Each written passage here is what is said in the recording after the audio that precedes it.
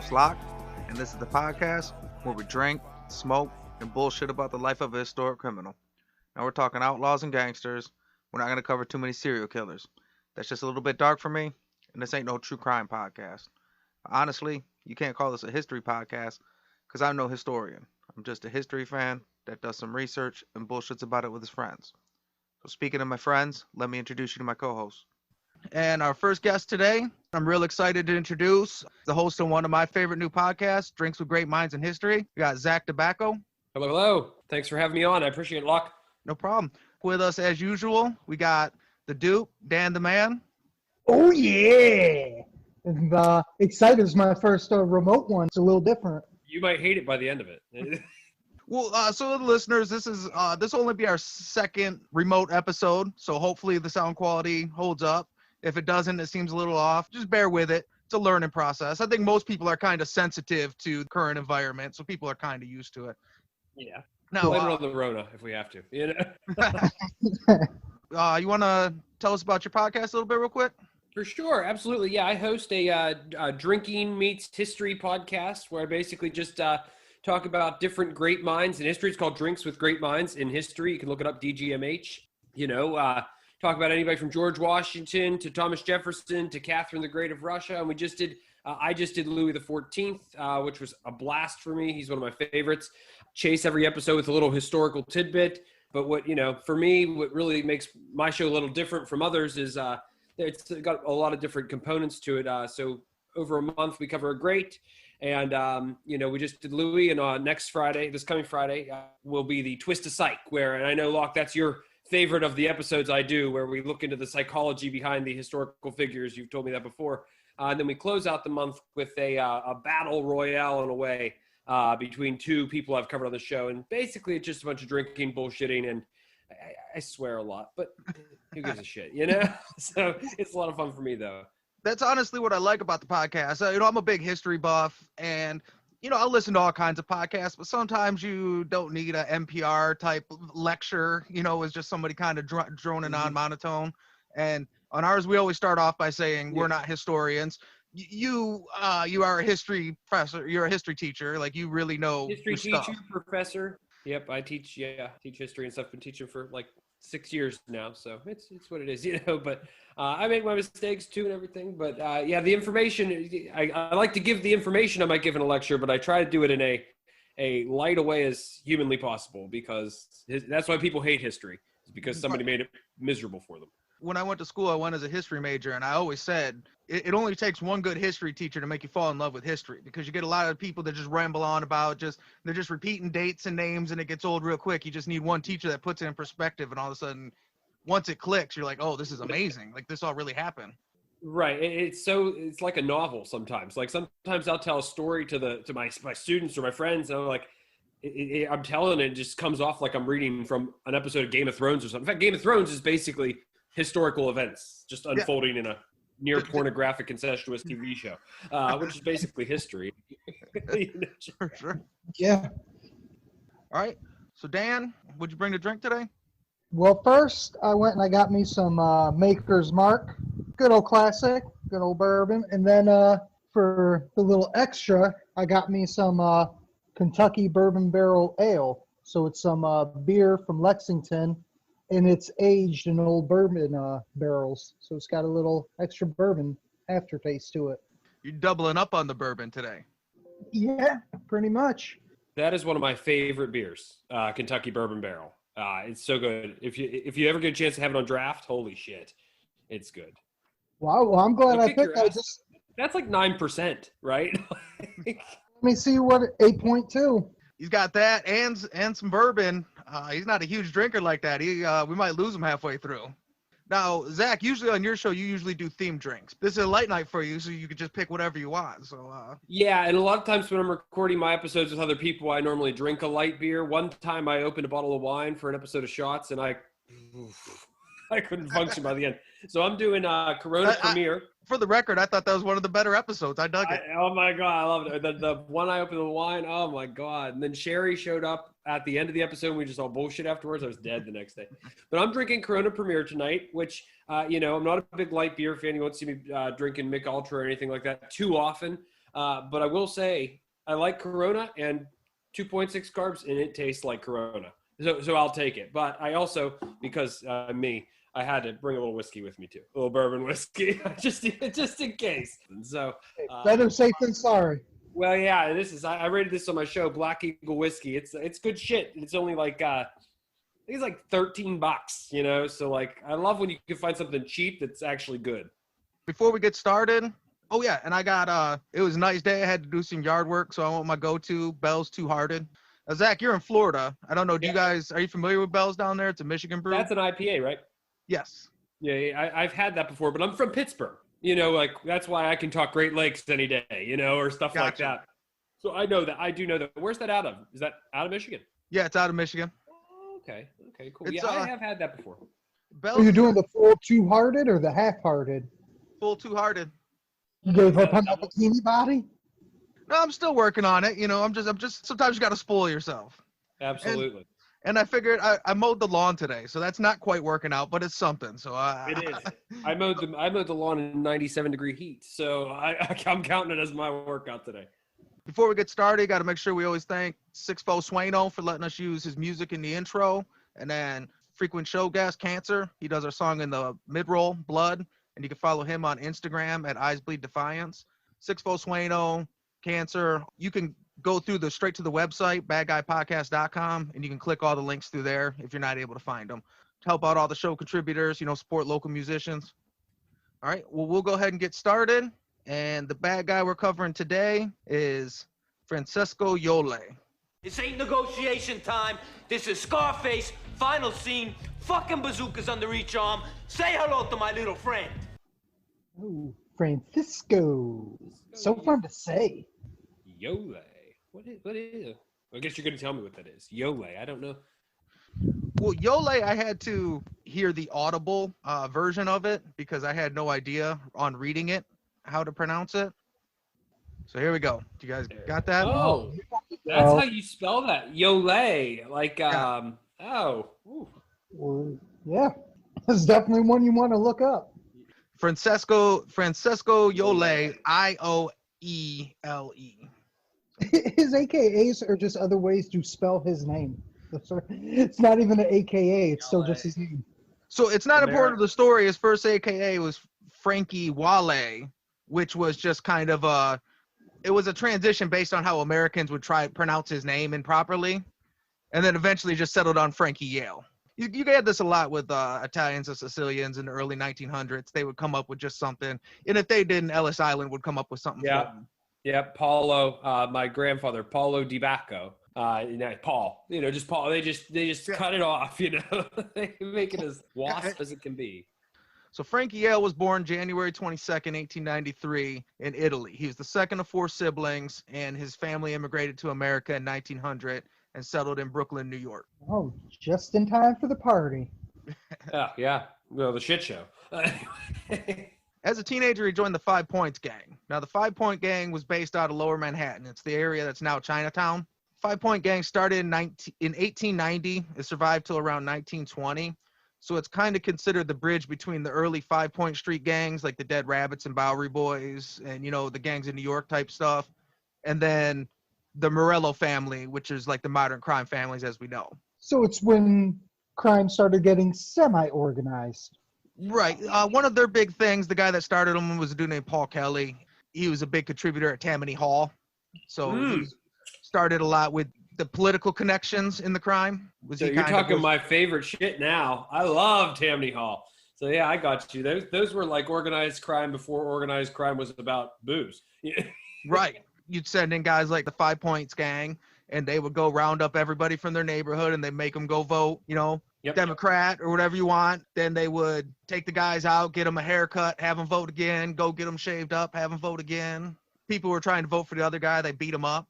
So that was what the 5 Points Gang did, basically. Well, I mean, that was what they brought to the table.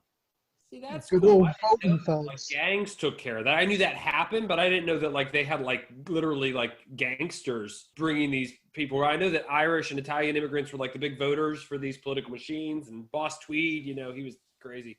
But See, it's so crazy that like back then when the mob first got introduced to Tammany Hall and like all this sort of shit now, and then going all the way up to the Kennedys till Rico, and they finally busted them. Like the mob and the U.S. government, they were always bedfellows. Like the mob always had like you said, people think mob, they think of the Prohibition, so they think of all the boozing and everything. But other than that, like they were heavily into politics since the very beginning. I think now, since the sort of allure of the mob has gone away, people forget that that's what they were. They were almost like just street politicians more than they were criminals. Yeah. I think they got more glamorized in like Prohibition and stuff. That might be why people just kind of ignore the beginning part. I don't know.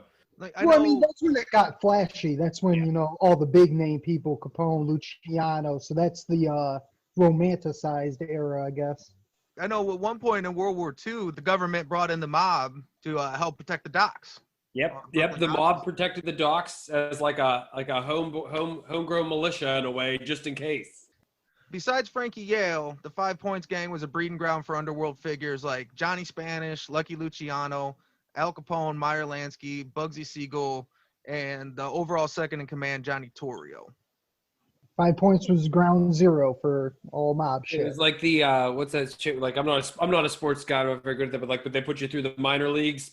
Yeah, like the AAA. Yeah, it's right before you go to the show.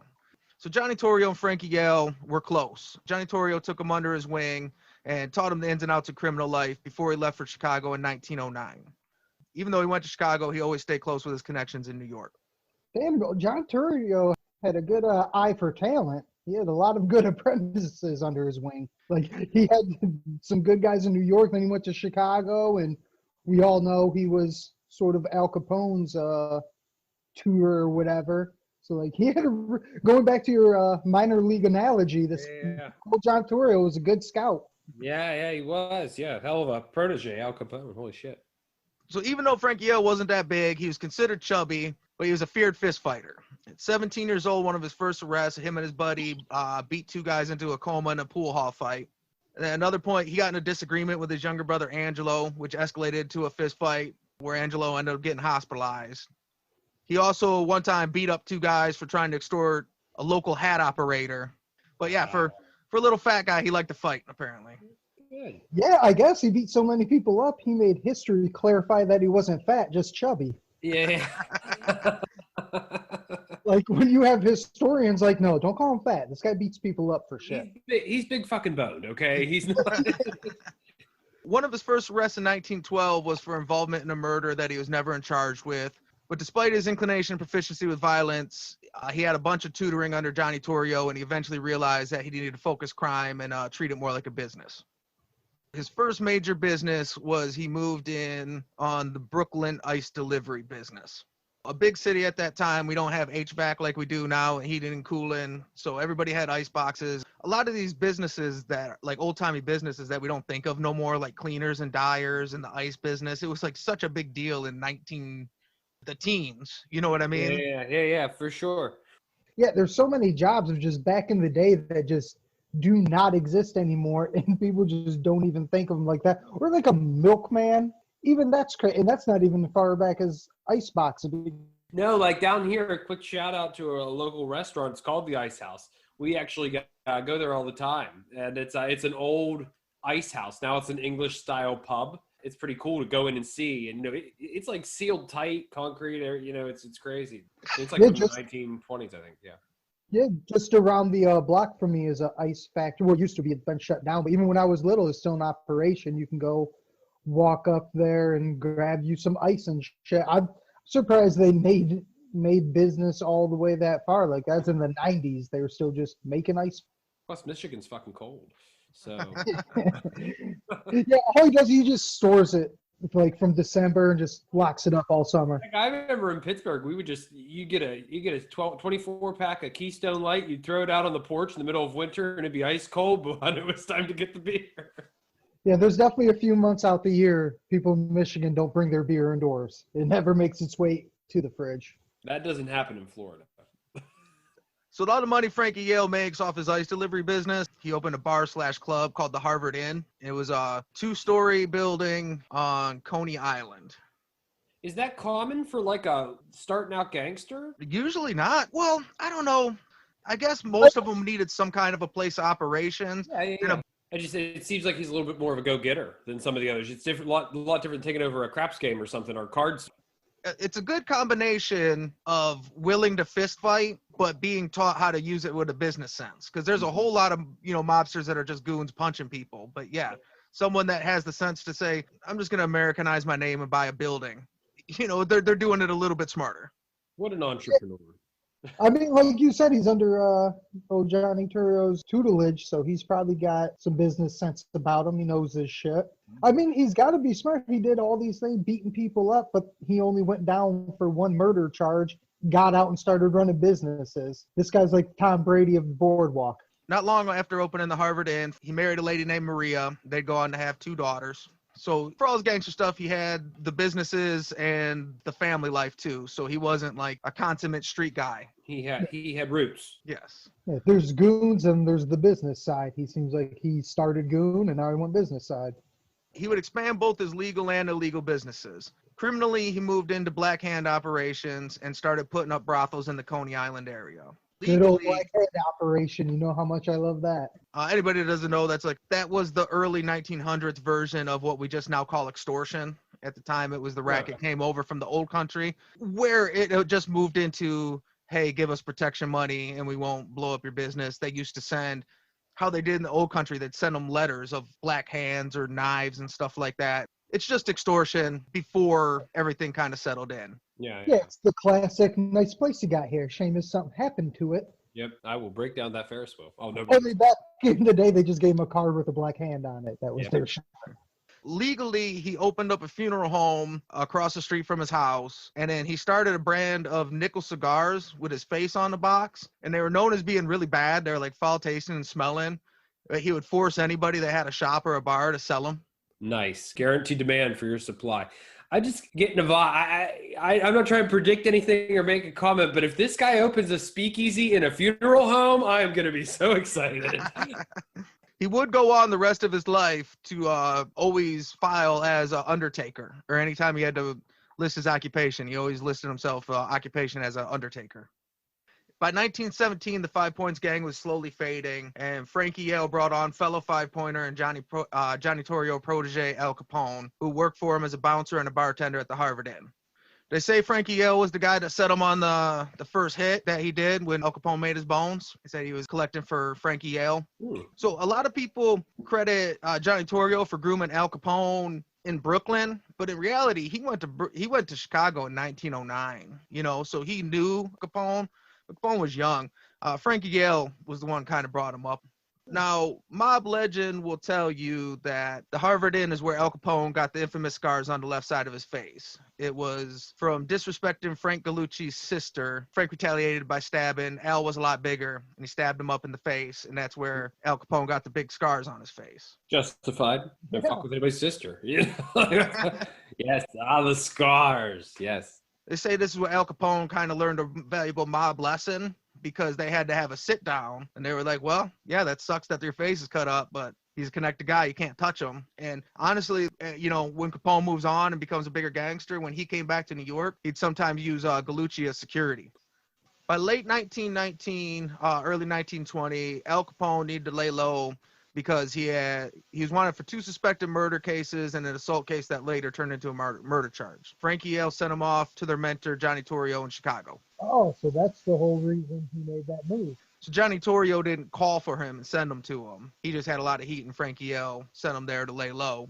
The rest is history. Yeah, it's funny that like an organized crime gangsters in my school standards, like you must teach Al Capone. Like, okay. It's great that we say that, but the way you just talked about him, the shit he did, like I can't even teach that in my class, but it's like, it was a gangster, organized crime. There's so much more, and it was way more fucked up.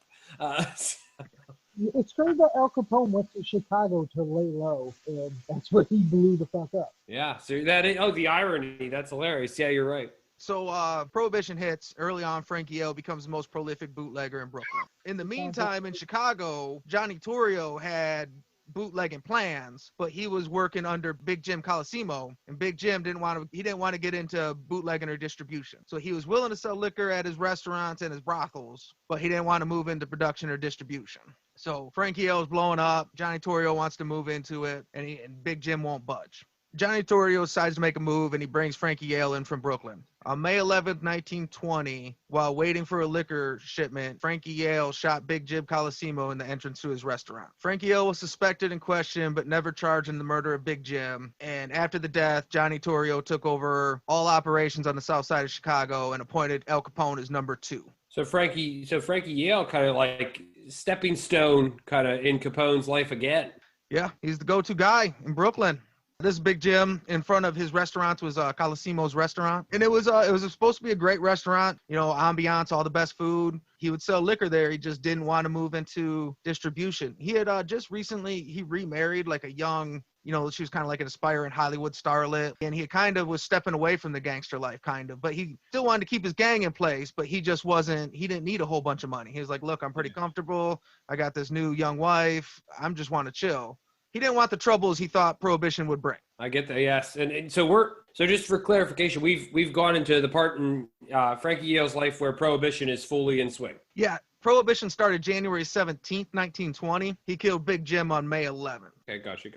Well, it sounded he wanted to get out, so they said, fuck it, we'll get you out. Hard way out. Yeah. Luckily, I bet I know exactly what funeral home they took him to, too.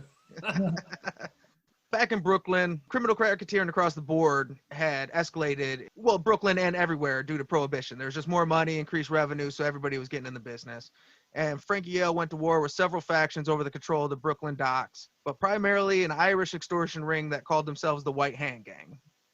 I thought it was the Black Hand was extortion. They're changing shit up on us now. This is bullshit. The non-gangster guy in the podcast tonight, and you're changing hand colors.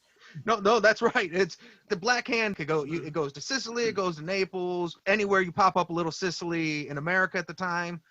The White Hand Gang was this one group of Irish guys on the Brooklyn docks that were just kind of basically thumb their noses at the Italian gangsters. So came out with that name basically out of spite. Irish people used to spit on my grandfather. You know what I mean? That's just how it worked. The new kids in town got the shit end of the stick. That was for sure. Over years of territory beefs, Frankie Yale became a frequent target of attempted hits. So February 6, 1921, he got shot in the lung while exiting his vehicle. Both of his bodyguards were also hit. One died, the other one lived.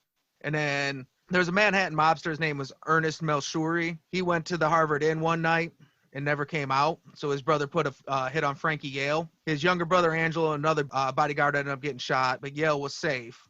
And 8 days later, Ernesto's brother was also killed. So don't fuck with Frankie Yale. Yeah. That's what I'm hearing. If you want to get mad because I kill your brother, then I guess I'll have to kill you too. But yeah, sorry. Get over it, okay? July 9th, 1923, his driver, Frank Forte, was mistaken for Yale while driving. So one day Yale didn't drive home. He had his driver drive his wife and kids home. And after they got out of the car, they shot up the car and killed his driver, Frankie Forte, thinking it was him. Lucky break, I guess. All I'm hearing, though, is consistent revenue stream for his funeral business. Like, it's just like constant, like, bodies at the door. Like, it seems like a double dip here. I think it's a missing, people are missing the chance here, mobsters. You know, he saw it. I think innovation points for that. Look, bodies are going to be on the street. We might as well get in on that racket, too. Coffins ain't cheap, you know. Italian families, the burial's got to be all specific. It's like it's a good racket. In 1924, Janitorial calls on Frankie Yale again. All diplomatic relations fell apart between Torio's gang and Dion O'Banion's Northside gang. At the funeral of Chicago Union Siciliano president Mike Merlot, Frankie Yale made multiple visits to O'Banion's Schofield flower shop to arrange for giant flower arrangements pickups. Dion O'Banion was a known florist. It was a known thing. Anytime there was gangster funerals, you didn't even have to order your stuff. You could just call O'Banion and just tell him a number. So you just call him and be like, 5,000. And he just make it work. I freaking love that. Like the florist to the mob. Like who you never hear that. That's just funny. And this is like a well-known guy. Yeah, he was huge in Chicago. So you hear, Bugs Moran, Al Capone. Yeah. He's the guy that started Bugs Moran's gang. Okay.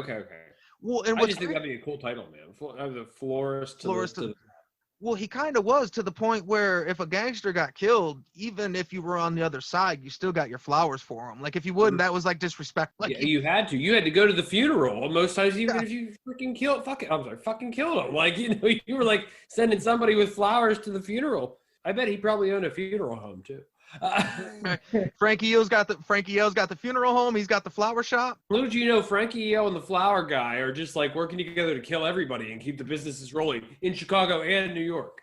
Frankie Yale goes to the flower shop to arrange for the pickup, but he was really kind of just scoping the place out. And on November 10th, 1924, when he was arriving to pay for the flowers, O'Banion, who's always known to be armed and dangerous, he greeted him, shook his hand. Frankie Yale shook his hand and held on to him, while Albert Anselmi and John Scalise, who was known as the Murder Twins, they were Jenna hitmen in Chicago, shot O'Banion twice in the chest, twice in the throat, and then once in the back of the head when he was laying on the ground. Well, they didn't just to make sure. It makes perfect sense.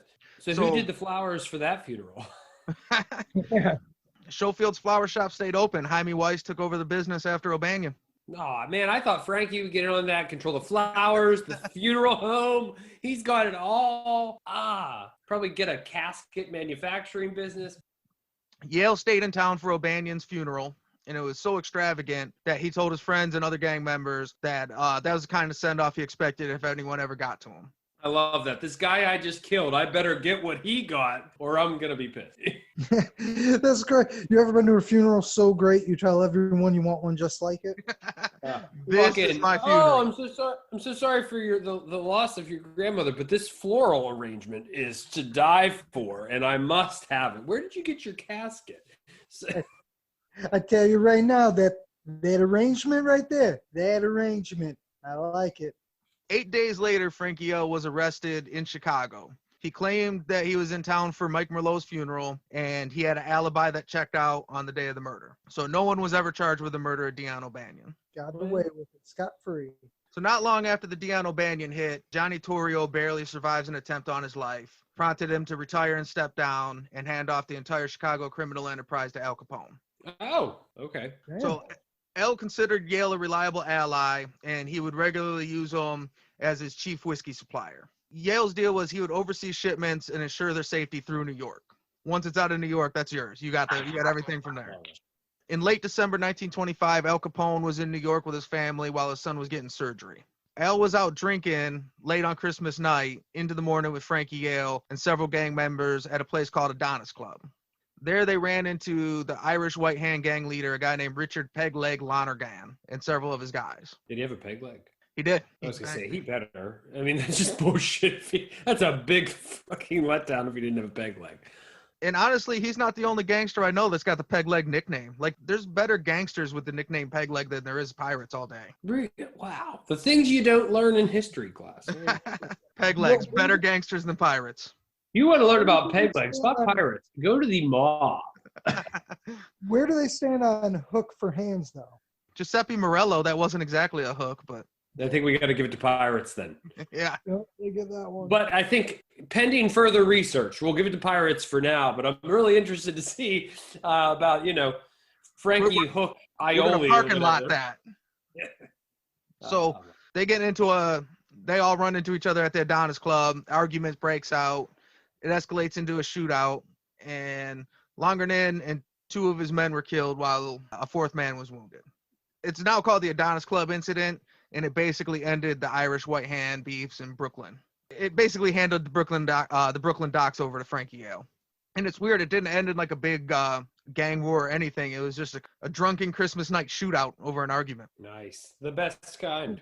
Who hasn't had a drunken Christmas shootout? All right, well, we're going to take a real quick smoke break, refill our drinks, and we'll be back in a minute.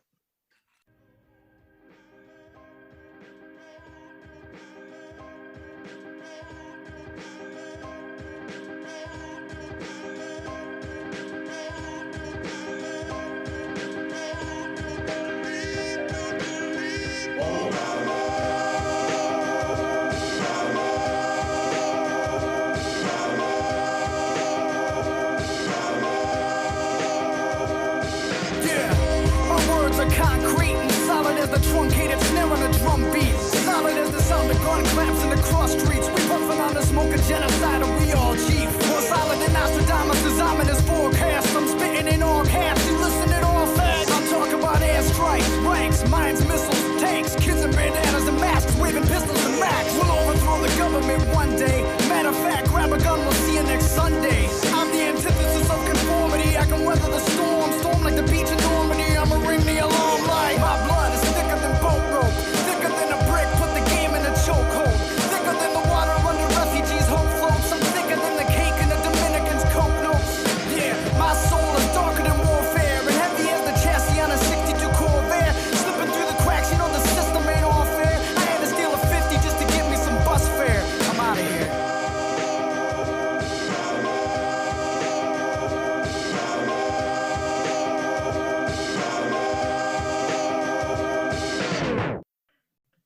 we're back.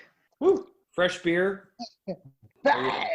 Took a piss. Probably have to take about 7 more by the end of the episode now, but whatever. Right, the first one's once you open the first one, man, it's Yes, the floodgates are open, but whatever, we'll figure it out. Once you pop the seal. well, and we just may be technical issue free and ready to go now. So Yeah, I know.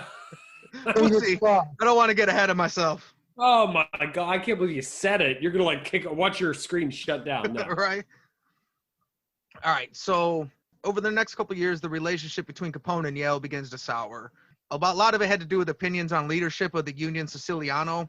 So Frank Yale was real popular in it, and Capone it was important to because he was Neapolitan. He was from Naples, so that was his only way to control the Sicilian vote. Basically, just kind of differences over political shit, basically. And then I also think in history, when it goes down, people call Frankie Yale the forgotten boss. And a lot of people don't talk about him, but he was big in Brooklyn at his time. And I think at some point you just start to think like, yeah, everybody talks about how big and bad he is. He's way over in Chicago. I'm in Brooklyn. What is he going to do? Yeah, I get that. I've never heard of him, and I love that. But, he sounds like he's there the whole time, just like in it all. I mean, it sounds like he was there at the beginning, helped form what we know as the mob, took over businesses. He trained Al Capone. He was way deep in it. Yeah, he's got like all these connections and interactions with all these people. It's crazy. It's so weird that the mob makes its whole thing about trying to be less flashy, less unknown. And it goes to show you because we only remember the real popular flashy ones, like guys like him you never hear about. Sounds like Meanwhile, he sounds like a 50s lounge singer, like you say Frankie Yale, I'm like Oak or Sherry, He's a crooner, right? He's definitely a crooner. You can go to this hipster spot and buy Frankie Yale on vinyl. Yeah. Frankie Yale and the 4 funeral homes. Yeah. I'm sorry, I can't get off that. I think it's genius. By 1927, Capone starts having issues with his trucks being hijacked without making it out of Brooklyn. Capone starts suspecting a double cross. Around the same time, Frankie Yale divorced Maria and then remarried a younger Italian lady named Lucida, which is ironic because it kind of parallels Big Jim's story, like way at the beginning. Yeah. Are you foreshadowing something here? Wait a second. Mobsters never get to go down quietly. I know that's true. So Capone sends in a guy named James D'Amato, who ends up relaying back to Capone that it was Frankie Yale that was hijacking his liquor shipments. 5 days after Capone got word from D'Amato that Frankie Yale was the one hijacking his truck, he was found shot to death on a Brooklyn street. Who's the guy that ratted Yale out? That guy was found dead? Yeah, James D'Amato. July 1st, 1928, Frankie Yale gets a call that his wife needs help, and he jumps in his car to leave. While he's driving, a carload of gunmen pulls up and starts firing as he drives off. Now, he was driving a new Lincoln that had been installed with bulletproof panels, but not bulletproof windows. And he got shot like in the back of the neck and his head with a shotgun and then crashed his car. He was shot with a Thompson. This is what's weird. The Thompson that killed Frankie Yale ended up being found in Fred Killer Burke's house. It was also used in the St. Valentine's Day Massacre. Yeah. But there was only 3 bullets. So that's not usually how you shoot a Thompson. You know what I mean? Yeah, there's not a whole lot of Thompson killings with its 3 shots. I mean, it does because have they're habitually, they jam, they miss. I think stormtroopers use Tommy guns, right? Like, right, just spraying areas. They can't hit shit. Anyway, so you have to have like, it's about quantity, not quality with the Thompson. They call it the spray and pray. Mm-hmm. Exactly. It's not a. If you're gonna semi-automatic shoot 3 shots, you're better to pick anything else than a Tommy gun. If you're not gonna open it up, then what are you even doing with it? That's the whole point. Just to be clear, did you kill Frankie Yale? Yes. So he was shot. Oh my God! Driving in his car. It's so crazy because you said it was bulletproof except for the windows. That's like the vehicular version of wearing a bulletproof vest, and then what if you get shot in the head? Yeah, and he got shot in the back of the head. Man. Just to be clear, clarification point, that guy, the rat that Frankie Yale had killed just about 5 seconds ago? Yes. I wonder who handled his funeral arrangements because it just is too good to be true. But then now, oh my God, Frankie's dead. I kind of figured him going down. I don't know. He's kind of going down like Sonny and the Godfather. I don't know if we're allowed to make Godfather references or if that's too cliche on this show. I didn't think Frankie was going to go down that way. But I'm interested, was like Al Capone just paranoid, or was Yale really robbing all the trucks and really doing all that shit? Or was that informant just lying? It seemed like Frankie started stealing his trucks. The late 20s and Prohibition, everything got a little wild, and everybody that's a boss thinks they're the best boss. You know what I mean? And Yeah, I wonder if some of that was old man dickheadedness. Like, man, I was this guy's first boss. I taught him how to be cool. Now everyone talks about this guy like he's king shit. Like, I wonder if that played any into it. I think that always has to play into it a little bit. Yeah. The Like, big where's the brother respect? complex. Yeah. It's commonly thought that Frankie Yale was murdered by Fred Burke and the American Boys with help from outfit guys Tony Accardo and Louis Little New York. So Word. crazy thing is that Louis Campagne, Al Capone got real pissed at him because while he was in New York to do the Frankie Yale hit, he called his girl from his mom's house and the phone line was tapped. And they had evidence that Little New York was in New York at the time of the Frankie Yale hit because he made a phone call to his girl from his mom's house. Women are always getting these guys in trouble, aren't they? One simple little fucking slip up, and there you go. Frankie Yale was buried in a $12,000 silver casket. It needed 20. Frankie Yale through the Frankie Yale funeral home. They needed 28 cars to carry his floral arrangements and 250 limousines to carry the mourners.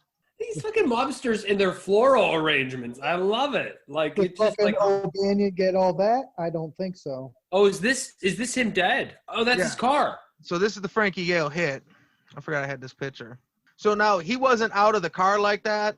That was after reporters got the pictures after police had pulled him out. Oh, so that's him on the ground. Yes. So he was found dead in the car. And then by the time reporters made him, he was out on the street. Man, to take that picture, it was like a giant camera, had to hold it, had to set up the stand. The flash was literally like a burning, you know, like. So those people in the doorway had to be posing like that for a minute? Well, no, that actually, you know what? That might not even been, that was probably in the daylight, I assume. They probably didn't. Flash photography, yeah, it's around. It's pretty big. It's getting bigger by then. So, well, it's but, yeah, getting bigger. It's still not what it is today. But yeah, no, but I mean, like flash photography kind of like showed up and like changed everything. You could take pictures in the dark. Holy shit, you know. But I don't. You guys ever watch I Love Lucy? I Love Lucy? Yeah, I know. Not very good for the Bad Guys podcast. Yes. Yeah. Okay, we know I Love Lucy. Literally, all I can see right now when I see the houses in the back of that is the front of Lucy's house. Like when they actually, in the later episode, when they're in color. And I just picture, Ricky, Frankie's dead, you know? Lucy, you got some spaining to do. You know? It really, though, for a big car wreck and the dead body laying there, it really seems like a calm scene. Like there's no it does. Like it's just some guys standing in there. There's not a crowd. There's nothing. They're wondering who's going to come fix that stoop. Yes. Yeah. Yes. You gonna fix this? All right. So here's I love the reality when you're sitting here doing it all. Like, I still don't know what Frankie Yale looks like, and that is so fun. Like, you know, when I'm listening on the show, I just look it up. You know what I mean? Like, but to not know what he looks like the whole time. Is this his funeral? Yeah. I was like, Princess Di didn't even get this shit. Like, what the hell? Well, so as soon as he saw O'Banion's funeral, he was hooked. From then on, he was always playing it. Well, hell yeah. I mean, you said, what, 28 cars to carry all the flowers? That's Yeah, nuts. 28 cars to carry the flowers, then 250 to carry the people. That's crazy. And one for him. I didn't have that picture. I couldn't find a good copy of it, but yeah, there was a whole big, like a raised truck with a casket was on, so everybody on the street could see that $15,000 casket. Yeah. Well, if you're going to spend that on a casket, you're going to show that motherfucker off. I'm going to be straight with you. I probably wouldn't have even gone car. You know, I would have gone like, you know what, I'm going to have cars carry the flowers, cars carry the people. My $15,000 casket or whatever will be carried by like horse-drawn fucking carriage. Like, you know, like, I would have went Pope Mobile. I would have went into a glass cage. It would just be my body sitting there, and everyone could just see it through the glass. Man. So few gangster funerals have ever matched the Frankie Yale funeral because he decided to stay in town for Dion O'Banion's. He's like, you know what? I'll hang out here for a little bit. Oh yeah, this is how I want it done for sure. Yeah. Are those all people in the bottom right picture? In the bottom right, yes. Oh my God, that looks like literally, like that looks like the Queen's fucking coronation. You know what I mean? Like it's wild because you kept on bringing it back to the funeral home of him, like how that's such a good business. But looking at this, it really seemed like he just had a passion for funerals. Like he didn't even do it for the money. It was just the love. It's true. I get you, Dan. Like I almost want to see like what was the typical Frankie Yale funeral looking like? You know, like. Was it a spectacle? You know, like I bet it was. Like person touch and everything. Poor fucking Locke's in here like, what the hell? I did not think we were talking about funeral homes. Oh my God. No, when there was 28 cars to carry just flowers, that's a conversation. That's crazy. Well, so what I'm picturing Frankie Yale, like, so you take your stereotypical wedding planner, and he was that, but for funerals. It's just something he had a passion for. So he's a stone cold gangster that'll beat the piss out of his own little brother. But when it comes to funerals, he's like, look, here's the flowers we need. I feel like there's a great fucking satirical show in the making there. Like Frankie Yale, the mobster, funeral director, The Undertaker, you know, like, but it's like he's got these glam funerals and he's like Martin Sheen. Is it not Martin Sheen, Martin Short in Father of the Bride. Oh yeah. Oh word. Yeah. But it's Frankie Yale. I love it. See, I'm going to mix it with something else you said. It's like a I Love Lucy style show, this little funeral home. And it's imagine like a mob show, but it's actually about the funeral home. And he's like, oh my God, I gotta get my flower prices down. You know what? Let's go kill a Banyan or whatever. We'll take over his floral business. Finally, I can get the flowers I want. I'm sick of getting tulips for my funerals. It's easier with an established name. You know what I mean? You take that established name. You don't want to try and build that from the ground up. See, we here just came up with $1 million idea TV show here. You know, 6 Feet Under meets Sopranos, right there. HBO, get on it. Florist to the mobsters, Undertaker to the mobsters. So that's the story of Frankie Yale. So say good night to the bad guy. Go on. The last time you're going to see a bad guy like this again, let me tell you. I love it. So now you guys haven't seen a picture yet. Now, say we were to cast a movie starring Frankie Yale. Before I show you guys a picture, who do you think you would cast to play him? Well, it depends. Are we going the satire way we just talked about, or are we like legit gangster? That's your call, man. That's your call. I would say satire-wise, I would go with William H. Macy, probably. Oh, that's fantastic for a satire. Yes. Like semi-serious, semi-not. Like, oh, yes. I'm seeing like Frank from Shameless all over the place, right? That's him. Passionate funeral director, hesitant gangster. But yes. For realistic take, I'm thinking someone that's kind of big, you know, chubby, not fat, but just someone who could be intimidating, because that definitely was who he was, but also sort of a charming business guy, someone who would take Al Capone under his wing, someone like that. Like, I can't really think of no one, but that's the way I'm going. Like Val Kilmer, like fat Val Kilmer, like not skinny Val Kilmer, but fat Val Kilmer. And Val Kilmer can do any part. If you've ever watched The Saint, he can do any character, you know? I've heard he was good in The Saint. I haven't seen it, but he plays like 15 different characters in that. And you know my favorite thing about that is he has this phone that can send messages, and it's the biggest tech of the day, you know? Yeah. It's like, that's some deep web spy shit. Yes. So I'm going to give my definitive answer for satire, for a serious Frankie Yale, fat Val Kilmer. For a satirical Frankie Yale, skinny Val Kilmer. So here's pictures of Frankie Yale. So this is young Frankie Yale and older Frankie Yale. Man, that's my Uncle Ronnie. Like, I don't even like old Frankie Yale is my Uncle Ronnie. Holy shit.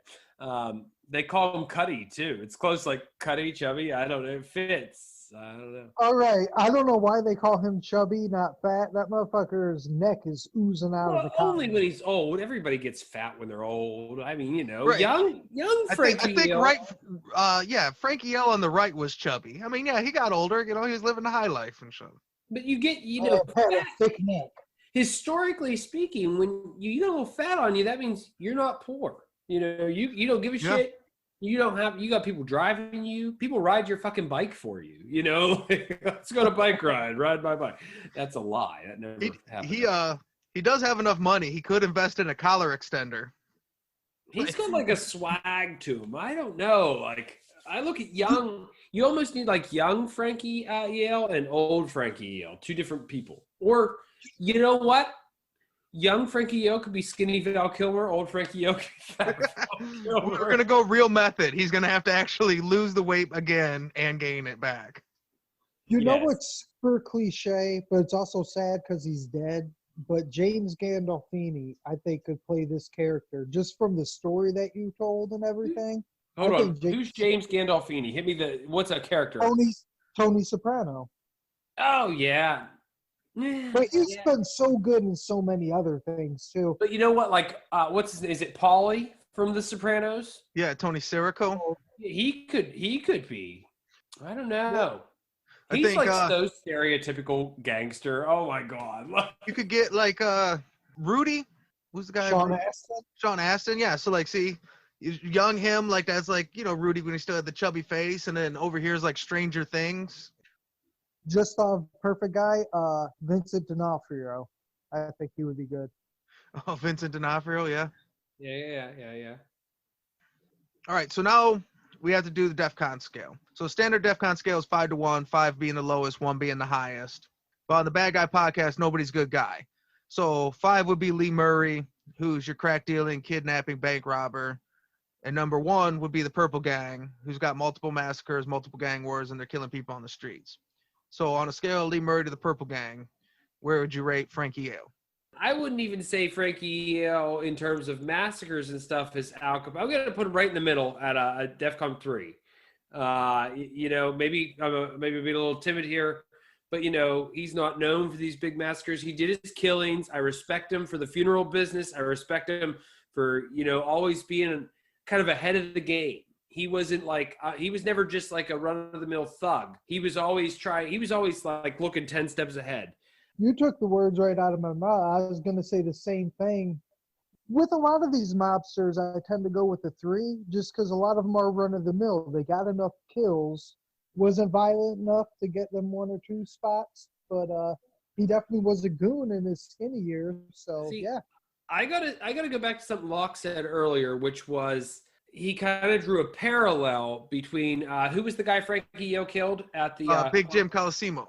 Yeah, so you drew that parallel early on. I might be stealing your thunder here, so I don't mean to if I do, but like I think that towards the end of his life, Yale was kind of like I don't know if he was softening, but like I don't know, because I guess he was stealing from Capone. Well, you just get you get a little happy, you get some money. Duking it out on the street every day is a tough line of work. It's easy to get soft. I mean, technically, what he got killed for was stealing. He was From Al Capone of all people. Yeah, ripping off the liquor shipments and shit. So he wasn't necessarily trying to get into the sunset. He was being a dick. Maybe Yale just wanted to have his funeral. He's like, I got this big flight. I got this floral arrangement people are going to die for. Just kill me now. What do you think, Locke? Okay, so to me, a typical mob boss is usually around a 3 because they put up some bodies to get where they are. But at some point, the difference between the bosses and the hitmen, at some point they make business decisions over murder decisions, where some guys are basically just sociopaths that get made. See, now, this is the problem I run into on my show all the time. How much credit does, like Frankie Yale would be like a great on my show. Mm-hmm. How much credit does he deserve for the shit other people did? Like he might not have done the shit, but he's calling some shit. You know what I mean? Like, so then who's a better quarterback? Got John Elway is just running with the ball and helicopter spinning into the goal line, and Peyton Manning, who just makes a 7th round draft pick left tackle look like a fucking all-pro. Some guys make people look better, and some people just run with the ball. He probably wasn't a run with the ball guy, but if you make everybody around you better. You are very lucky I understood that sports analogy. I happen to know both the people you picked out. So, like, you and 4 other people will say, yeah, that's a good analogy. Everybody else is going to be like, what the fuck is he talking about? So, yeah, I would have to go with a 3. Like, I'd say he was verging on a 2, basic, only because of some of the caliber of people. Like, when you start getting into doing hits with big-name guys, that's kind of a big deal. But I don't think he was a killer just to kill. I think he killed to move up when he had to. You know what I mean? He was strategic. Yeah, he's a smart guy, for sure. He wasn't playing checkers. He's playing chess. All right. We're kind of unanimous at a 3, actually, then, right? I think so. Yeah. Zach, this is Crystal Palace. Sync no radars declare DEFCON 3. Scramble all alert aircraft. I repeat, scramble all alert aircraft. Before we go, Zach, thanks for coming on the show. Now you can check out his podcast. It's Drinks with Great Minds and History. At first I thought, like, it's what we're doing here, but the guys aren't as bad. But, I mean, sometimes, actually, if you think of a Brooklyn gangster that killed, like, 3 people versus, you know, someone that had enslaved an indigenous people. My people, in a lot of ways, they're kind of way worse. Yeah, they're way worse, but in a different level. Your guys control Brooklyn. My guys control all of the 13 colonies, and they're all pieces of shit. The answer is everybody at the top is always a little bit of a piece of shit because they have to be. But yeah, hey, thanks for having me on. I really appreciate it. It was a lot of fun. I'm glad Frankie Yale. He's fun. I'm glad you picked somebody I got to learn about.